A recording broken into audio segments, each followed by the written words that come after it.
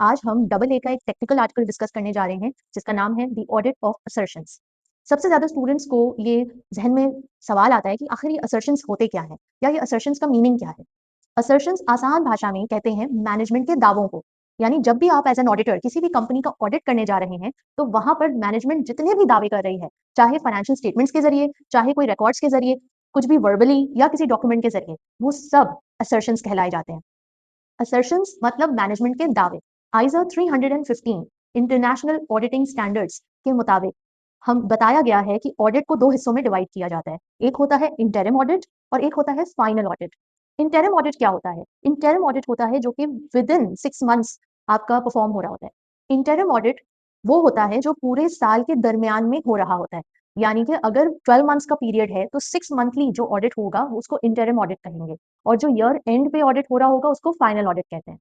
Interim audit के दौरान जो ऑडिटर्स होते हैं उनका फोकस होता है कंट्रोल्स के ऊपर।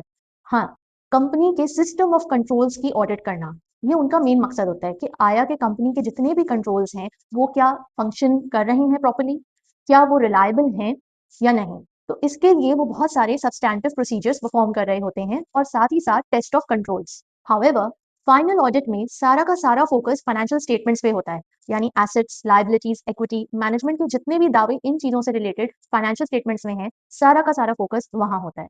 एग्जाम पॉइंट ऑफ व्यू से हमें दो तरह के असर्शंस की टेस्टिंग बताई गई है या उसका ऑडिट करना सिखाया गया है। सबसे पहला है ट्रांजैक्शनल असर्शंस और दूसरा है अकाउंट बैलेंसेस असर्शंस।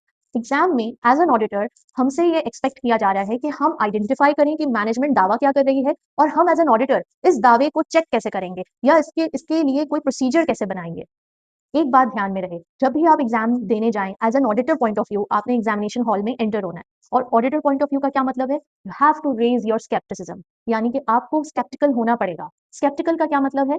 हर बात पे शक करना, मैनेजमेंट के हर दावे पे शक करना, और इस तरह से शक करना कि उसको क्रिटिकली देखना कि आया कि क्या वो सच बोल रहा है या नहीं बोल रहा। आपने वो अगर उसने कहा, अगर फॉर एग्जाम्पल मैनेजमेंट ने कहा कि हमारे पास 10 मिलियन के एसेट्स हैं, आपने उसकी बात पे सीधा सीधे भरोसा नहीं करना। आपने क्या करना है? आपने जाके वेरीफाई करना है कि आया कि जो मैनेजमेंट कह रही है कि 10 मिलियन के एसेट्स हैं इस कंपनी के, तो क्या वो हैं वाकई में?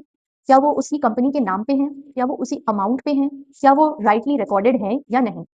ये तमाम असर्शंस को चेक करने के लिए हमें कुछ टेक्निक्स बताई गई हैं, और वो टेक्निक्स क्या हैं और वो असर्शंस क्या हैं। पहले हम असर्शंस देखेंगे कि कौन कौन से असर्शंस को हमें किस तरह चेक करना है। एज एन ऑडिटर हमें कंपनी में असर्शंस को किन लेंसेज से देखना है। वो लेंसेज आपको एसीसीए की ऑडिट एंड एश्योरेंस के technical article audit of assertions में साफ बताया गया है कि आपने नंबर वन कंप्लीटनेस देखनी है कि उस पर्टिकुलर ट्रांजैक्शन की कंप्लीटनेस कैसी है, या कंप्लीट है वो ट्रांजैक्शन या नहीं है। नंबर वन असर्शन, क्योंकि मैनेजमेंट की असर्शन दे रही है कि हमारी ये ट्रांजैक्शन कंप्लीट है, सेल हुई 10 मिलियन की। जब वो ये statement of profit and loss में मेंशन कर रहे हैं कि सेल 10 मिलियन की हुई है, इसका मतलब क्या उनका दावा है? उनका दावा है कि सेल हुई है। तो आप एज एन ऑडिटर इस दावे को, इस असर्शन को कैसे टेस्ट करेंगे? आप कंप्लीटनेस की बेसिस पे टेस्ट करेंगे कि आया वो ट्रांजैक्शन कंप्लीट है या नहीं है। अब कंप्लीटनेस से मुराद क्या? कंप्लीटनेस से मुराद कि क्या वो मुकम्मल हुई भी है या नहीं। यानी कि ऐसा तो नहीं कि वो सिर्फ उसमें दिखा रहे हैं, शो कर रहे हैं statement of profit and loss में कि 10 मिलियन की सेल्स है, एंड इन रियलिटी वो सेल मुकम्मल ही नहीं हुई, या तो प्रोडक्ट डिलीवर नहीं हुआ या उस अमाउंट का नहीं हुआ। तो उसकी कंप्लीटनेस को टेस्ट करने के लिए आप एज एन ऑडिटर कौन सा प्रोसीजर परफॉर्म करेंगे? सेकंड असर्शन को चेक करने के लिए आप देखेंगे cut off period. Cut off period यानी कि वो ट्रांजैक्शन कब हुई है और क्या उसको रेलेवेंट अकाउंटिंग पीरियड में डाला गया है या नहीं डाला गया। लाइक फॉर एग्जाम्पल, अगर आपकी कोई ट्रांजैक्शन हो रही है 31 दिसंबर को, तो आप एज एन ऑडिटर इस बात को इंश्योर करेंगे कि 31 दिसंबर को होने वाली सेल्स क्या 31 दिसंबर 2025 में ही इंक्लूड की गई है, या गलती से 2026 में तो नहीं डाल दी गई। Third, classification. आप ये इंश्योर करेंगे कि आया की जो सेल्स हुई है वो sales of non current asset है या सेल्स ऑफ करंट एसेट है, और अगर वो sales of non current asset है तो क्या वो उसी जगह पे रिकॉर्ड की गई है, रेलेवेंट जगह पे जहां पे उसको रिकॉर्ड होना चाहिए, या उसकी रिकॉर्डिंग कहीं और हो गई है किसी और अकाउंट में गलती से। फॉर एग्जाम्पल, कंपनी ने नोट किया है, कंपनी ने अपने फाइनेंशियल स्टेटमेंट्स में ये रिकॉर्ड किया है कि purchase of non current asset.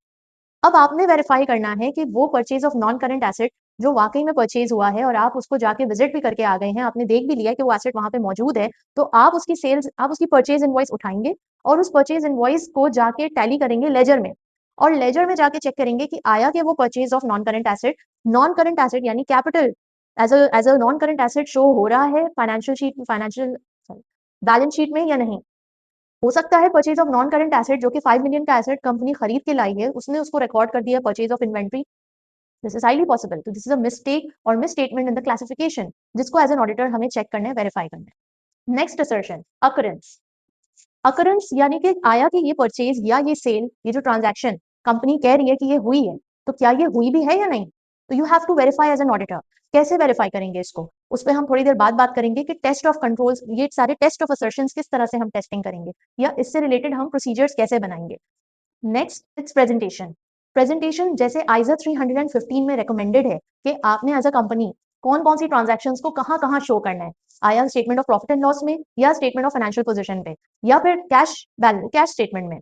तो ये सारी जो प्रेजेंटेशन है, इसको आप एज एन ऑडिटर चेक करेंगे कि आया कि ये जितनी भी ट्रांजैक्शंस हो रही हैं कंपनी में, उन्होंने as per the accounting standards follow करते हुए इसको रिकॉर्ड किया है, प्रेजेंट किया है या नहीं।